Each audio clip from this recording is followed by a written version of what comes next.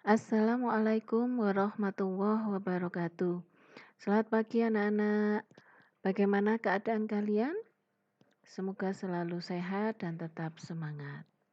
Hari ini kita akan belajar dengan materi permintaan dan penawaran. Adapun tujuan pembelajarannya yaitu yang pertama memahami pengertian permintaan. Yang kedua, mengidentifikasi faktor yang mempengaruhi permintaan. Yang ketiga, membuat kurva permintaan. Keempat, memahami pengertian penawaran. Kelima, mengidentifikasi faktor yang mempengaruhi penawaran. Keenam, membuat kurva penawaran. Dan yang terakhir, membuat kurva keseimbangan. Baik, kita lanjutkan dengan membahas tentang permintaan. Apakah yang dimaksud dengan permintaan? Ya, permintaan adalah sejumlah barang dan jasa yang diinginkan untuk dibeli untuk memenuhi kebutuhan pada berbagai tingkat harga dan pada waktu tertentu. Saya ulangi. Permintaan adalah sejumlah barang dan jasa yang diinginkan, kemudian bisa dibeli untuk memenuhi kebutuhan pada berbagai tingkat harga dan waktu tertentu di pasar. Adapun faktor yang mempengaruhi permintaan yaitu yang pertama tingkat pendapatan. Semakin tinggi tingkat pendapatan seseorang atau kelompok, maka permintaannya juga akan semakin meningkat. Faktor yang kedua adalah selera konsumen. Kita tahu selera kita, selera masing-masing individu berbeda, sehingga permintaan terhadap sesuatu barang atau jasa akan berbeda. Jika selera konsumennya tinggi terhadap benda tersebut atau barang tersebut, maka permintaan terhadap barang atau jasa tersebut juga akan tinggi. Faktor yang ketiga adalah harga barang itu sendiri. Jika harganya murah dan bagus kualitasnya, maka otomatis permintaan terhadap barang tersebut juga akan meningkat. Yang keempat, harga barang lain yang berkaitan. Maksudnya, misal Bu Iva beri contoh teh dan kopi. Apabila harga kopi lebih murah daripada harga teh, maka konsumen akan memilih kopi daripada memilih teh. Atau daging ayam dan daging sapi. Jika daging sapi harganya mahal, maka konsumen akan mengalihkan permintaannya terhadap daging ayam, sehingga permintaan terhadap daging ayam juga akan meningkat. Faktor yang kelima adalah jumlah penduduk. Semakin banyak jumlah penduduk, permintaan terhadap barang tersebut juga akan naik. Keenam adalah ekspektasi atau perkiraan.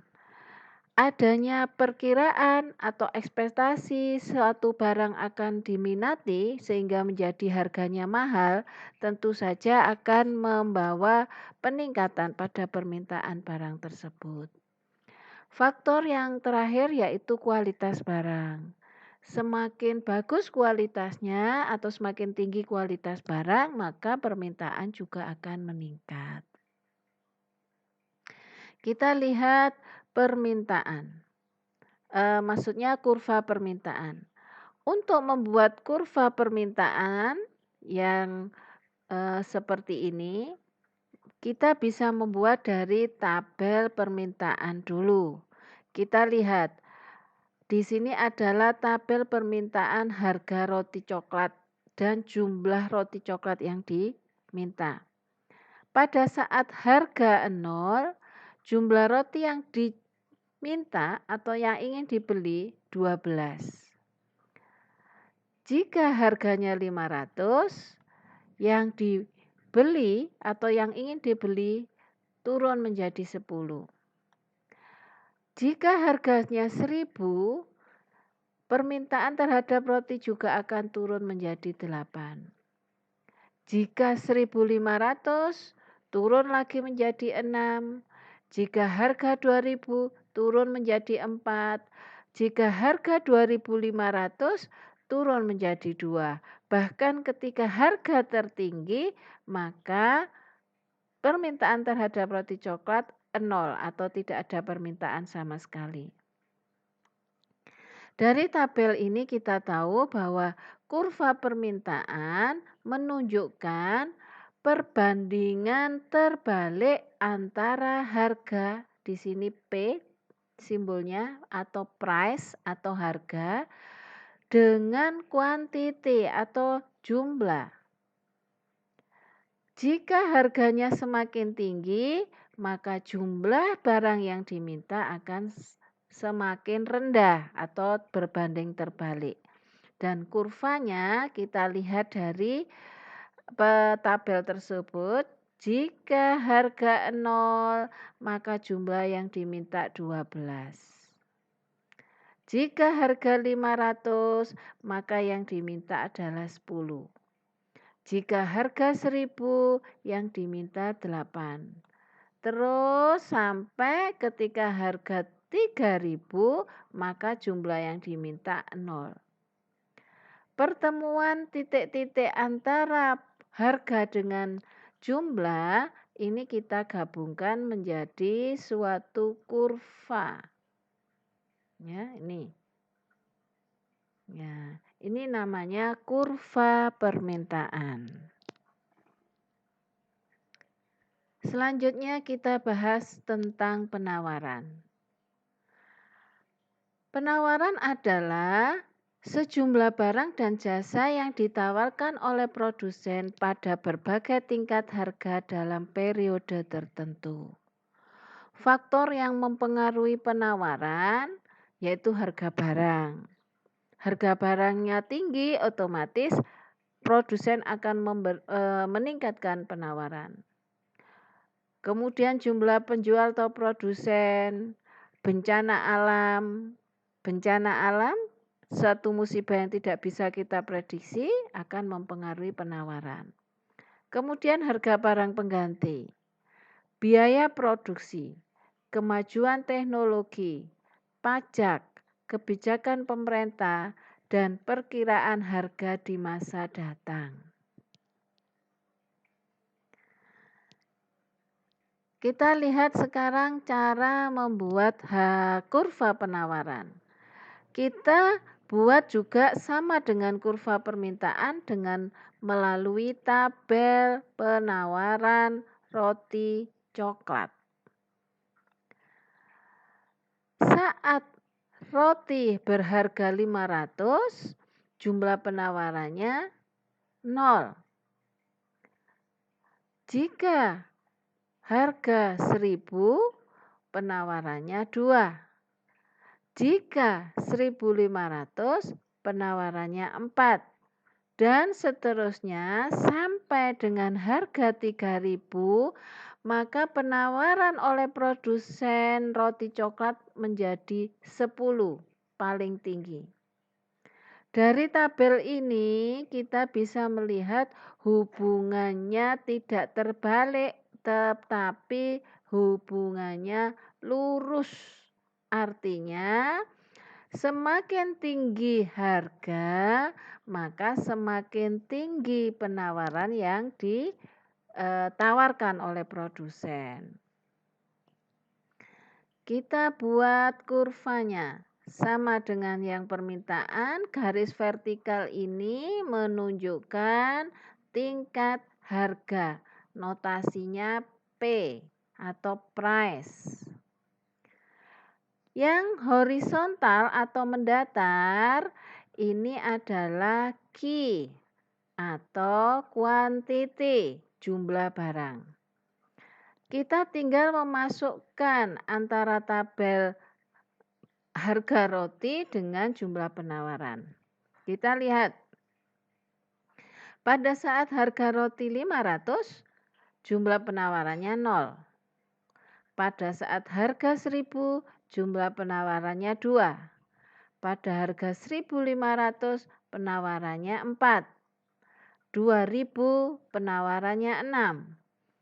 2500, penawarannya 8. Dan yang tertinggi 3000, penawarannya 10. Titik-titik pertemuan ini kita gabungkan, maka akan terbentuk kurva penawaran. Notasinya S supply, supply tulisannya ya, supply. Kurva penawaran.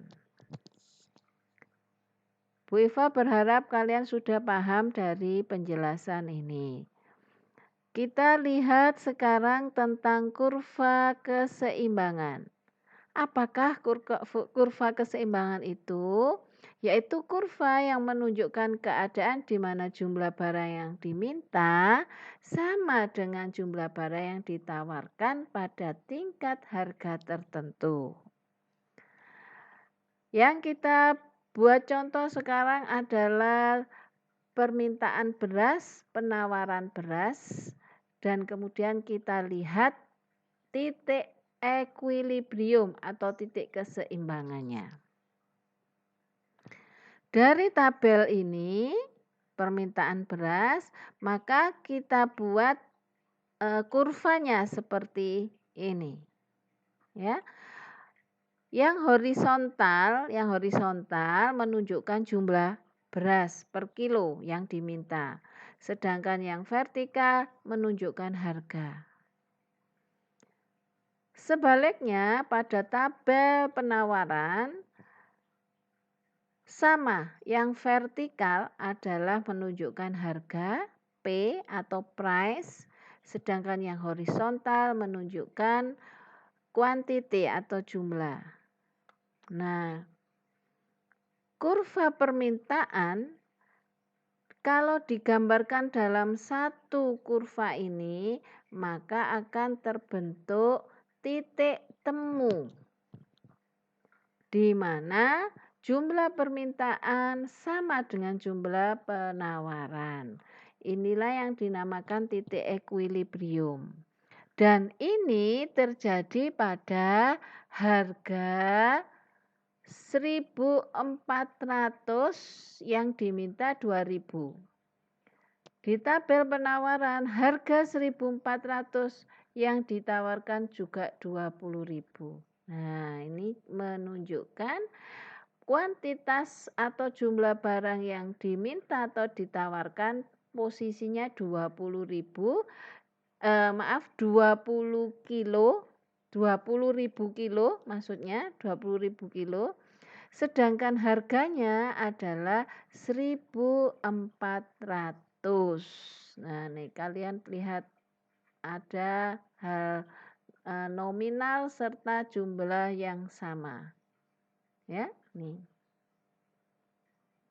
Nah, ini yang Ibu Iva yang bergerak kursornya ini merupakan harga 1.400, permintaan per kilonya ada 20.000 kilo, penawarannya juga ada 20.000 kilo.